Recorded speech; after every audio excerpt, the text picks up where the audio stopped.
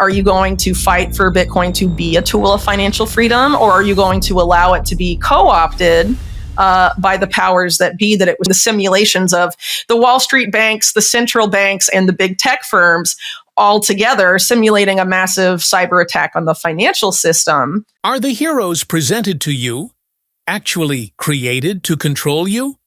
Is the PayPal mafia shaping your thoughts by funding alternative media?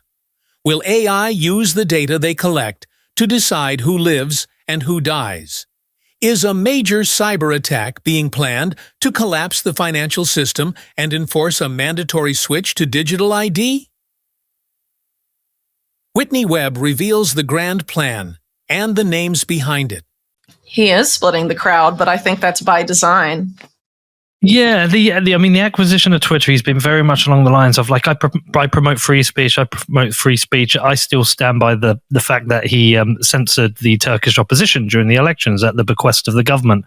And then there were defenders of him saying, well, it would have been illegal and they would have shut down Twitter in Turkey. And I was like, well, yeah, that's still bending the knee. But he is also somebody who talks about, climate change, and he's one of the people who's done the most for it. I'm just hugely suspicious of somebody with that much power. You should be hugely suspicious. Yeah. But he does seem to have a lot of people, a huge crowd of people who are supporters of his and believes he's a bastion of free speech and freedom, and is particularly backed by someone I like. Joe Rogan seems to be a good friend of his. I like listening to Rogan's podcast. Tucker Carlson, who I'm not a huge fan of, seems to have co-opted all the large voices to be a supporter of his. Yeah, so people need to keep in mind that a large amount of alternative media gets money from what I refer to as Thielverse, meaning Peter Thiel, right?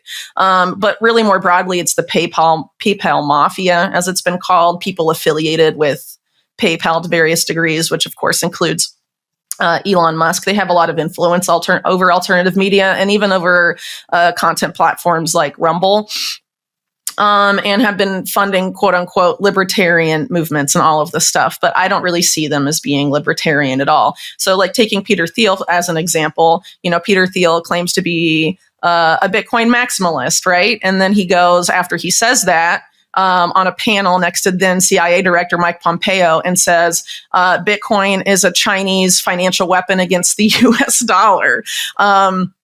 Right. And then in terms of libertarianism, Peter Thiel says he's a libertarian, but instead he created Palantir, which is the most insane surveillance tool that the CIA has today. So you literally handed the worst part of the state the worst tool possible, but you're a libertarian and you're against state overreach. And so similarly, Elon Musk you have to look at the actions of Musk and then what he says. And not enough people do that, whether it's for Musk or really anyone. You have to look at people's actions, not just what they say, because someone can say all the right things and then, be totally fucking you behind your back. And if you're just going to take what they're telling you and the excuses and whatever, you'll never figure out what's actually going on. According to Whitney Webb, it's critical to see the contradiction between figures' words and their actions. Musk's acquisition of Twitter may not be about free speech, but rather a strategic move to train AI and create an everything app, monopolizing data and control, similar to China's WeChat. And I think that's fair for Elon Musk as well. Did he buy Twitter to say free speech, or did he buy Twitter to have a mass of data to train AI on and to train all other sorts of products he has on? Or did he make it, like he's openly admitted, did he buy it so he can turn Twitter, now X, into X, the everything app that doesn't just become, isn't just social media. It becomes half of the financial system and becomes American WeChat, which of course WeChat in China is the everything app means you have all the data, basically. If people use it for everything, it accumulates more data than everything else, and it has all the control. The control. So, people are naive here, I think, because, Elon Musk is the richest man in the world, but is he the richest man in the world just because of his own entrepreneurial whatever? Or is it because his companies were held up by government subsidies that allowed him to become rich, and he's the richest man in the world because he worked with the state? because they're trying to put AI in charge of the internet, and not just in charge of censoring what's on the internet, but also having AI make the lion's share of online content. So supposedly by 2025, generative AI like ChatGPT is going to produce like 96 or something % of everything you read online, which means their mainstream media journalists are going to be like completely replaced by them. I think there have been some magazines that have been caught using ChatGPT to write their stories already. I think Sports Illustrated was one. But Wow. only going to get crazier. And so when you have AI both like producing and then curating, i.e. censoring, everything, then AI dominates the information environment, and whoever programs AI and stipulates like what information is okay and who isn't has like unprecedented control. And when you consider that most people today get their information from online or, digital sources, that's unprecedented control of what people, not just how the information that people like read and receive, but also, I mean, you're manipulating people, how people perceive reality. And that obviously translates into how people behave.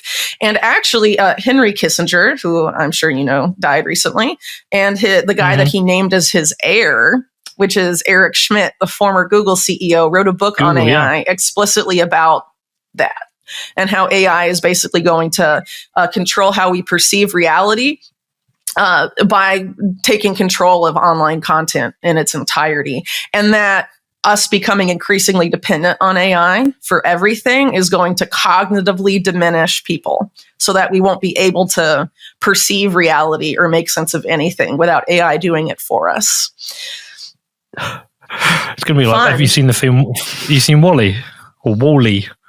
Yeah, like maybe years and years and years ago, where the people we're just are gonna be like, in the pods drinking milkshakes. Yeah, but worse than that, because it seems like they're sort of like, they have some sort of cognitive faculty left. What Kissinger and Schmidt say is that people are going to lose that, and it's the plan that they lose that.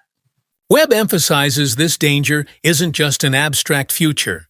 As our dependence on AI grows, like an unused muscle, we gradually lose our critical thinking and basic survival skills. This atrophy makes us increasingly vulnerable to manipulation and control. Maybe they just won't need us anymore.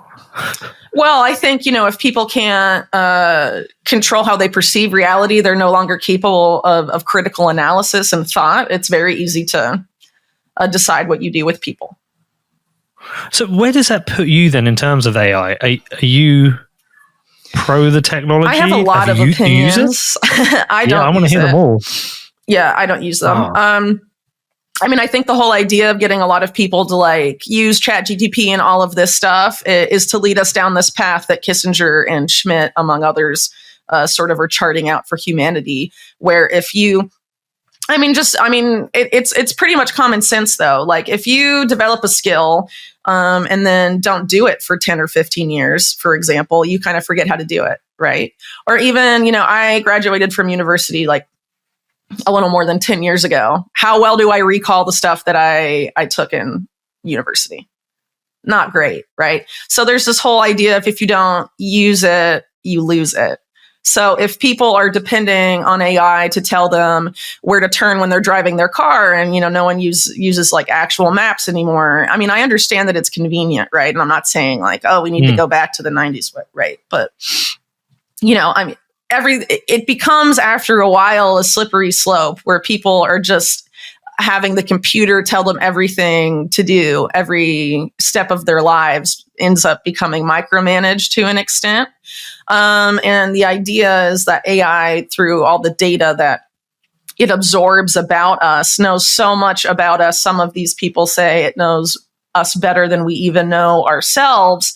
There's that allows for an unprecedented degree of manipulation. And the problem is that the people producing and programming AI and ultimately controlling AI and what it can do not have our best interests at heart. And it is not a good idea to basically hand them our brains in a bag. Who owns AI, right? It's pretty much Silicon Valley companies. So like even OpenAI, Sam Altman's thing, that's essentially like owned by Microsoft, right?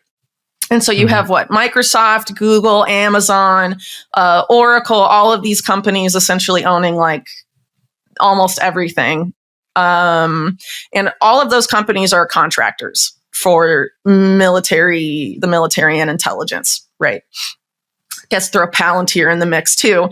And when you consider something like Palantir, they profile people. They suck up all of your data and then they profile you.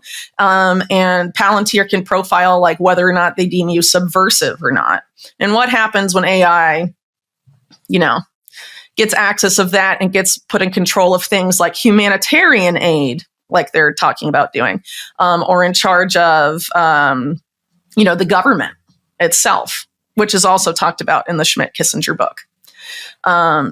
It gets complicated. So, a lot of people have been talking about the coming sort of like social credit paradigm, for example. So what happens if there's a big crisis, your country is like a war zone or the economy collapses and you're dependent on humanitarian aid or some sort of aid from the government or some other group and there isn't enough for everyone, right? And so they decide, oh, well, it's fair to put super intelligent AI in charge of it. And then that AI is like, oh, well, this person's been very compliant and hasn't committed all of these thought crimes, but not you. Who is it going to decide to give the food rations to and stuff like that? That's the risk of a lot of this stuff when it gets. According to Webb's analysis, AI's control is shifting from social engineering to more lethal domains. Beyond the threat of passive surveillance and social scoring, these same technologies are now actively powering autonomous weapon systems on the battlefield, deciding who lives and who dies. It's put in charge of too many systems. And then there's like a whole other side to it when you're dealing with stuff like AI weaponry, which we're seeing being used right now in the Israel-Gaza conflict to a significant degree, where they're deciding assassination targets. Suppose people that they're deeming to be Hamas affiliated, which no one knows exactly how they're determining that. I mean, it could be someone who is a second cousin of someone in Hamas or something. We don't really know because there's no transparency. But obviously, the fact that they've gone from before this AI algorithm to identifying something like 15 to 20 targets a day to identifying hundreds of targets a day, something's going on. And there's a huge issue there with what if that AI is using, social media activity to decide who lives and who dies, literally. And what happens when that kind of technology gets exported. I mean, Israel's tech sector specifically is known for testing all sorts of tech on Palestinian surveillance tech and weapons tech, and then they export it abroad. Israel's defense tech and defense industry is massive. It's like, I think, one of the biggest parts of their GDP, right? So, this isn't just going to stay there. And AI weaponry has also been tested in Ukraine to a significant degree. And there's a lot of people, the same people that created Palantir, essentially Peter Thiel, a lot of that money is behind, the AI weaponry stuff today. That's troubling stuff. And then there's another issue of whether AI is actually accurate or not. So, they'll say, like with facial recognition, I think there was a report a few years ago in the UK that a lot of the facial recognition stuff that the Met Police and other law enforcement groups are using are insanely inaccurate, but they want to continue using it and like deepen its involvement in identifying people, whether it's like at live events and all sorts of stuff. And I mean, it was insanely inaccurate. I mean, I can't remember the exact amount, but it was like under 50% accurate. So like flipping a coin is more accurate in that case. And what happens when AI algorithms that choose who lives and who dies, are put in charge of stuff and they're like 70% accurate or less? Because, I mean, the government's really corrupt with contractors. Like, they don't always pick the best contractor for the job.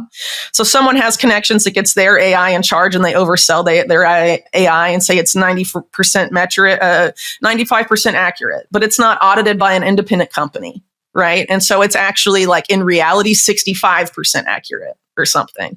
And you're putting it in charge of like stuff that has a major effect on people's lives. That kind of stuff is happening. And I'm talking about stuff that hasn't necessarily quite happened yet, but we're headed there. Whitney Webb brings the focus back to Musk, highlighting his deep state dependency.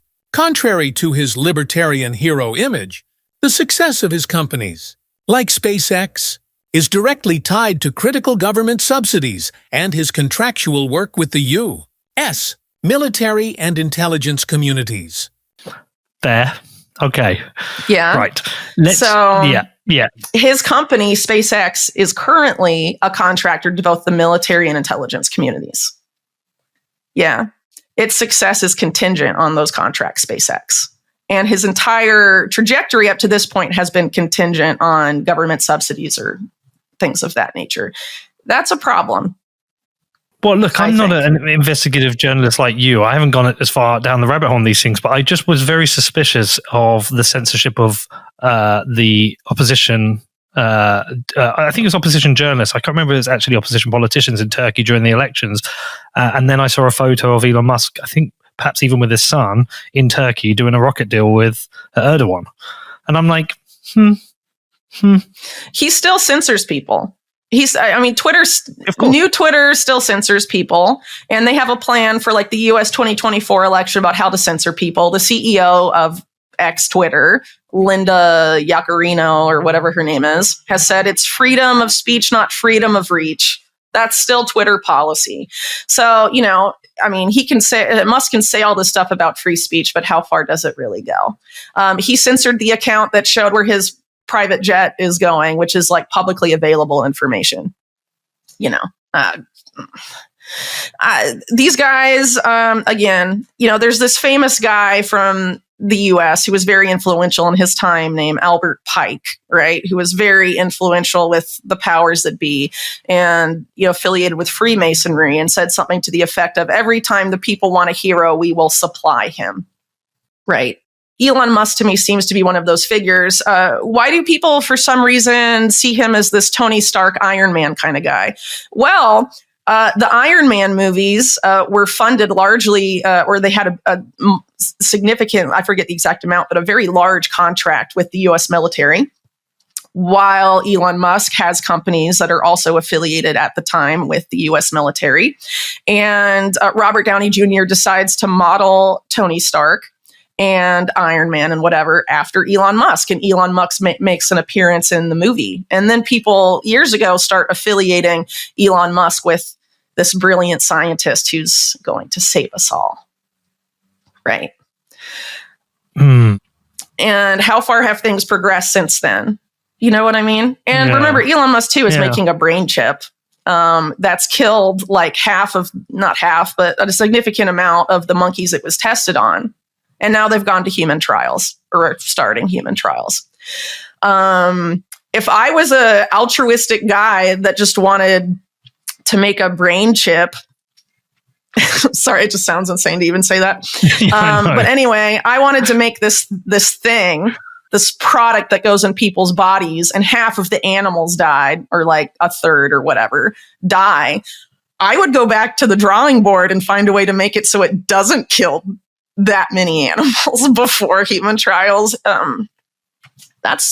If we start killing humans with that, it's not going to go well. No.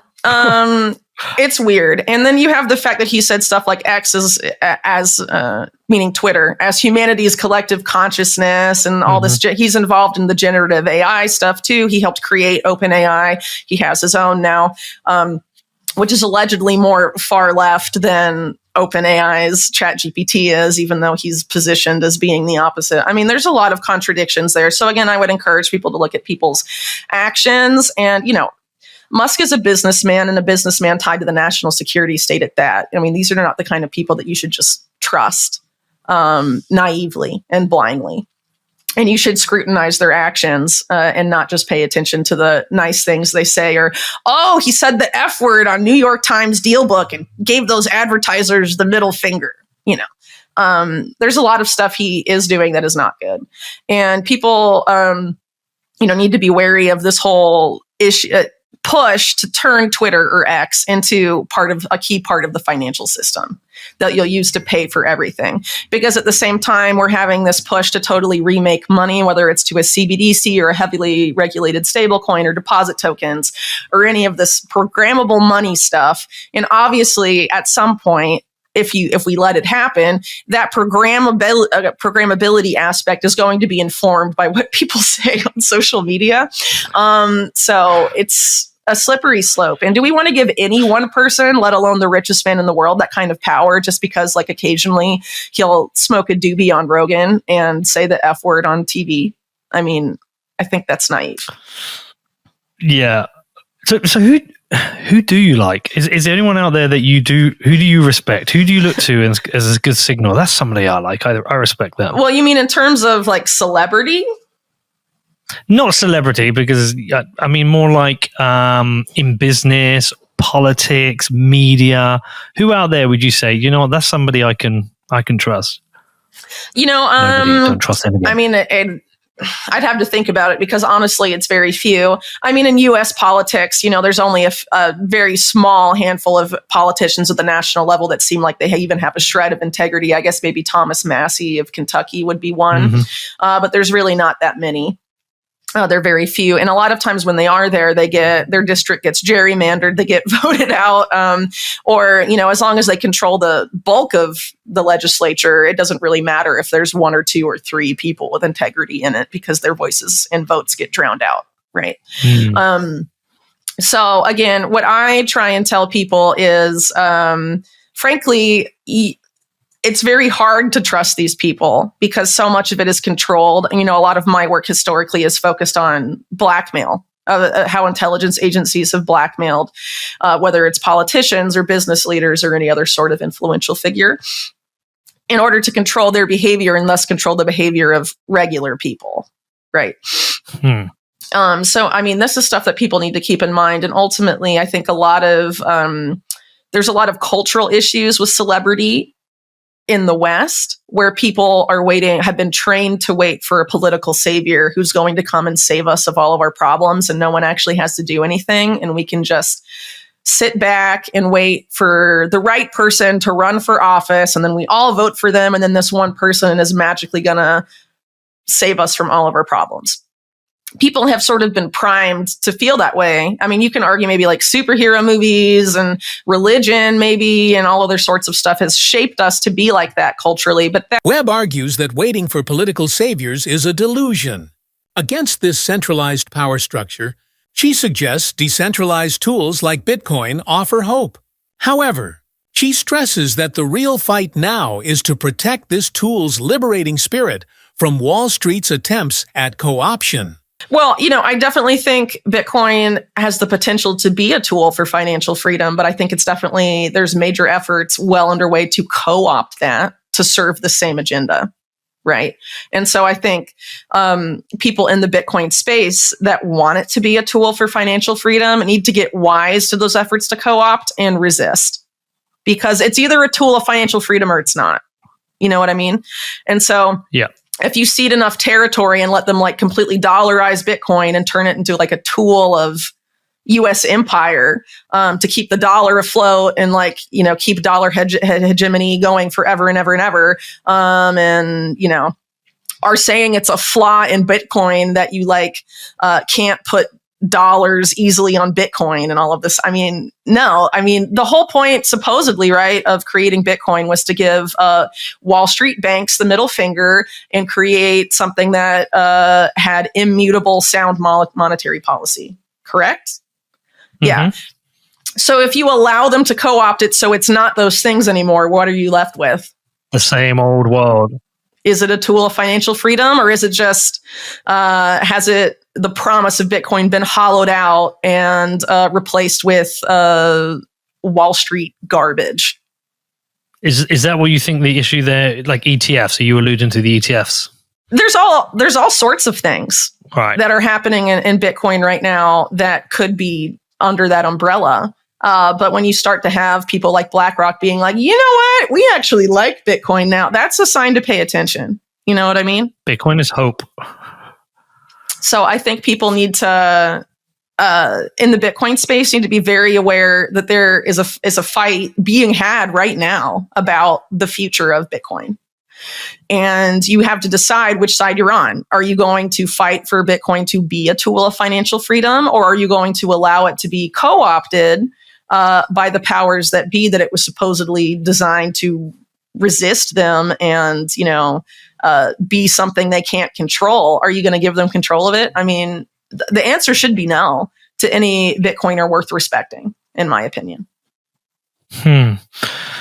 See, for effective form of resistance, we need a lot of people to understand this and care enough about this. And I feel like we're a very, very low percentage of people who are even paying attention to the things you're talking about and caring enough to resist.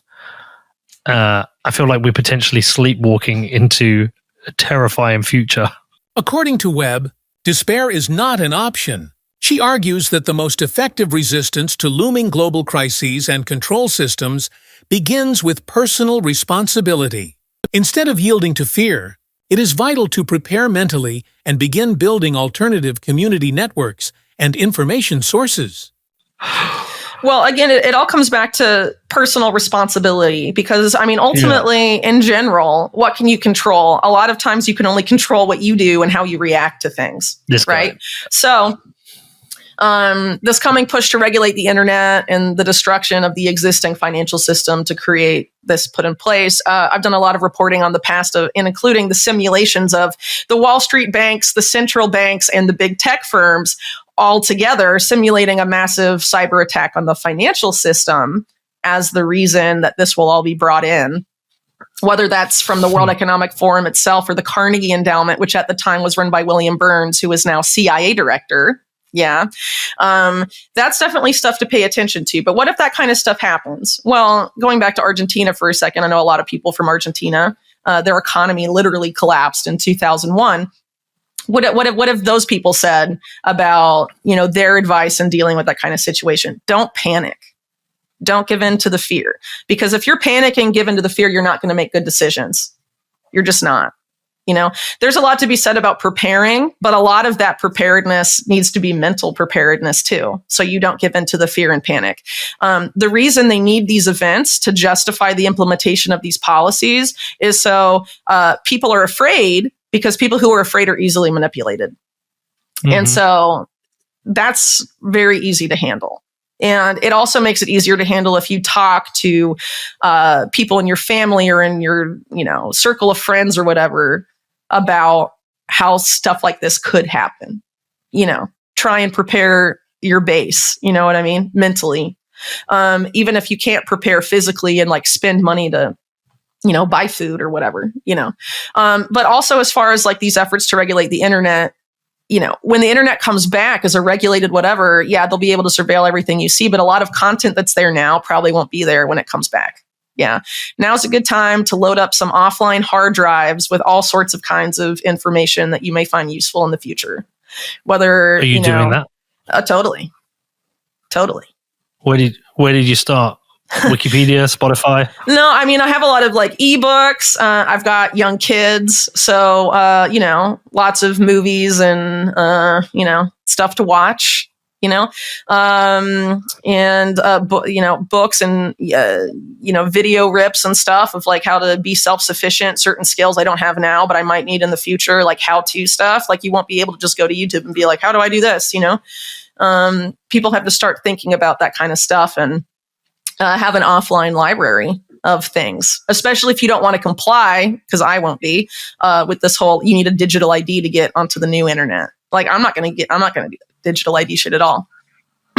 I'm not. So if you want to resist that and not do it, you have to have a plan about how not to do it, Are we absolutely fucked, Whitney? I don't think so. I think it comes down to, I think some people will be, but it all depends on, how they decide to act now about these things, and how they decide to react to this information and these situations as they arise, So people that are I don't care, I can't control anything. And that includes people who know everything, but are super black pilled about it. Obviously they're going to have a really bad time, The way to get out of this is to build alternative infrastructure to their infrastructure.